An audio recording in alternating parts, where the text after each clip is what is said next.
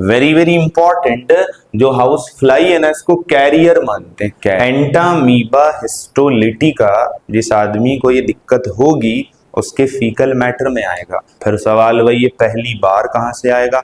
अब पहली बार कहां से आया, इस सवाल का जवाब नहीं जानना बेटा। सिम्टम्स में पहला आप याद करेंगे एब्डोमिनल पेन एंड क्रैम्प्स।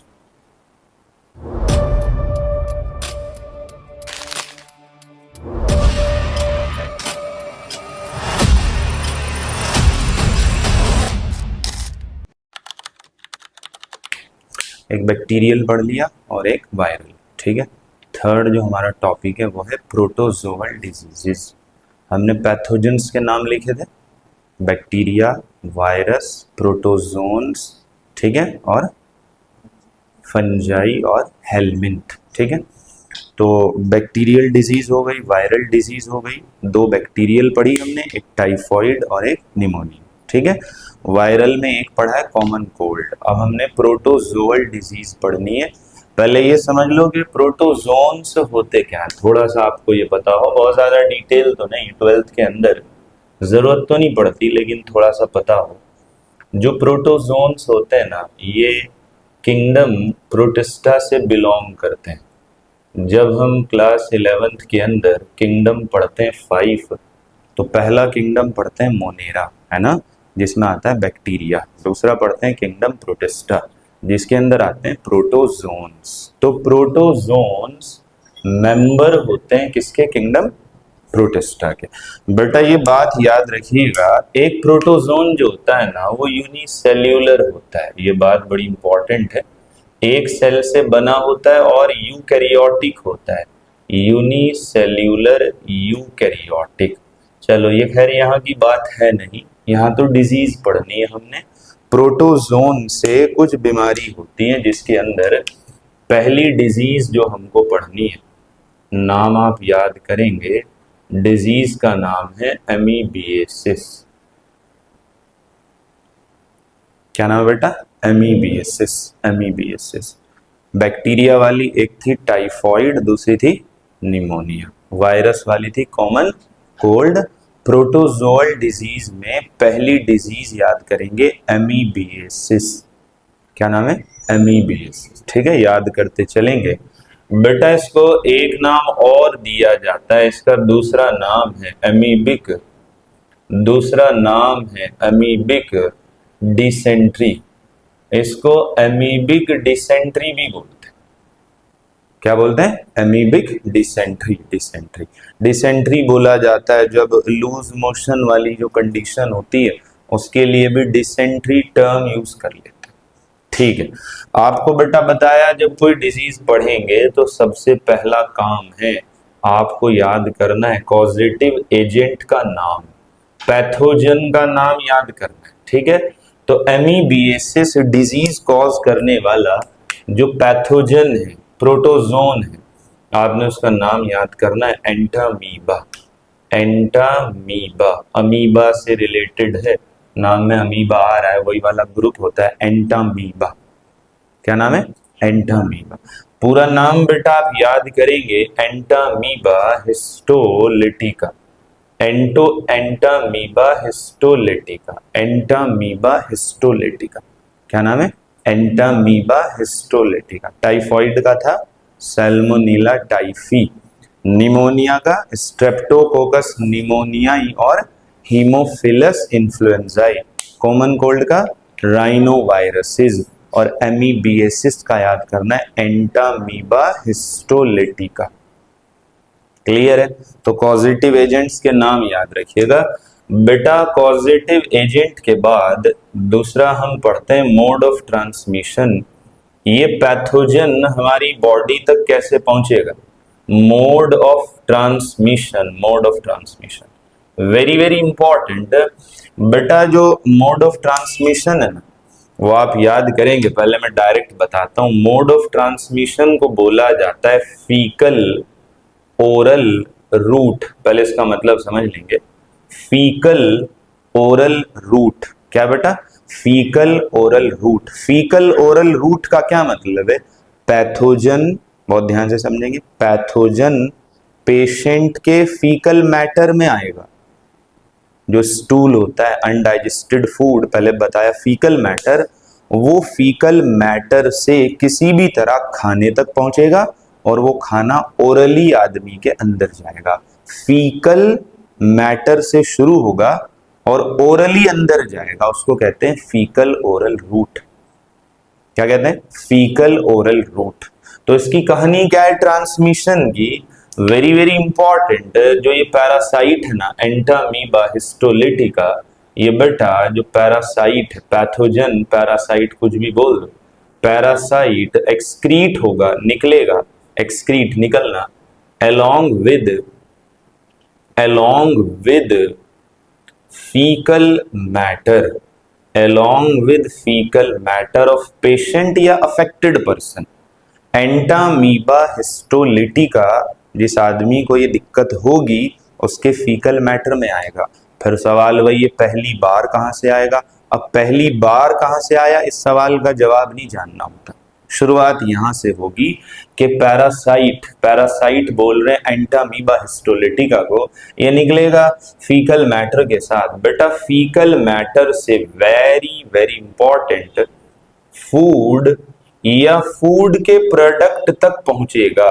बात को समझिएगा, फूड या फूड प्रोडक्ट, फूड भी लिख सकते हैं, ये फूड या फूड प्रोडक्ट तक पहुंचेगा हाउस फ्लाई के थ्रू।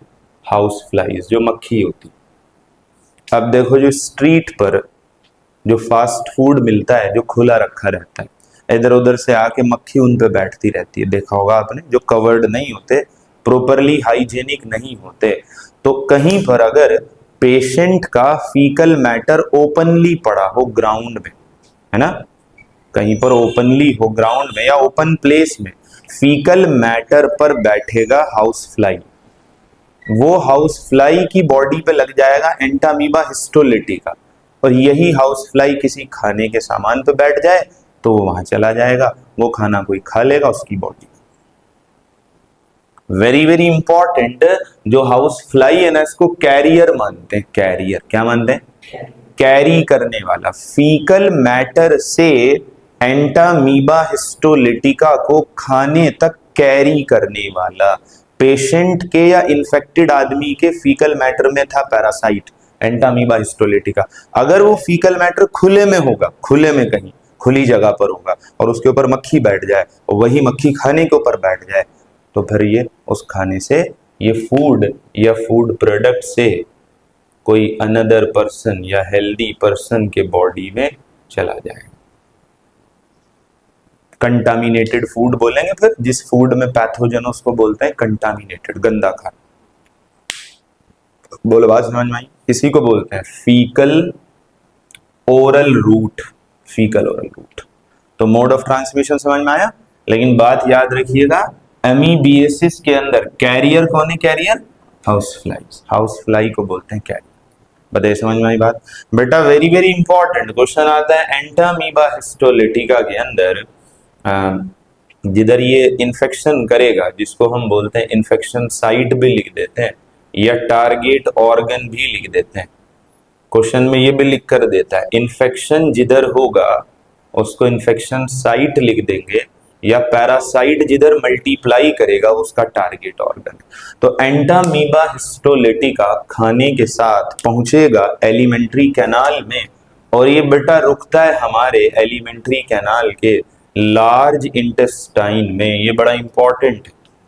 टाइफॉइड वाला स्मॉल इंटेस्टाइन में था, सैल्मोनेला टाइफी कहां पे था?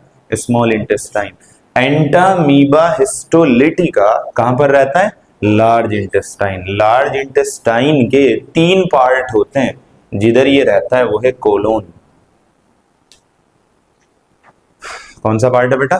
Colon. Caecum, colon, rectum, 3 part होते हैं लार्ज इंटेस्टाइन के। तो ये रहेगा कोलोन वाले पार्ट में। ये जो हमारी एलिमेंट्री कैनाल है ना, देखो ये एलिमेंट्री कैनाल है, गट, ये हमारा पेट है, पेट के बाद स्मॉल इंटेस्टाइन है, ड्यूडेनम, जेजुनम, इलियम, फिर इधर लार्ज इंटेस्टाइन होता है, सीकम, कोलोन, रेक्टम।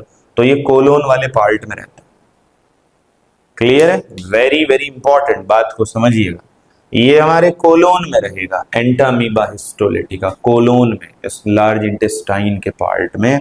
उधर क्या करता है, ये जो फीकल मैटर होगा, क्या होगा, फीकल मैटर, कुछ चीजें तो उसके अंदर से खाता है और कुछ जो हमारे गट में बैक्टीरिया होते हैं उनको खाता है, ठीक है। और दूसरी बात ये क्या करता है, जो हमारी गट है, गट में जो म्यूकस लगा होता है। अच्छा एक बात और है, हमारी कंप्लीट गट में, हमारे कंप्लीट गट के अंदर, मैं इसे सिंपल करके बना दे रहा हूं, कंप्लीट एलिमेंट्री कैनाल में, कंप्लीट कंप्लीट गट के अंदर म्यूकस लगा होता है, म्यूकस ल्यूब्रिकेंट की तरह होता है।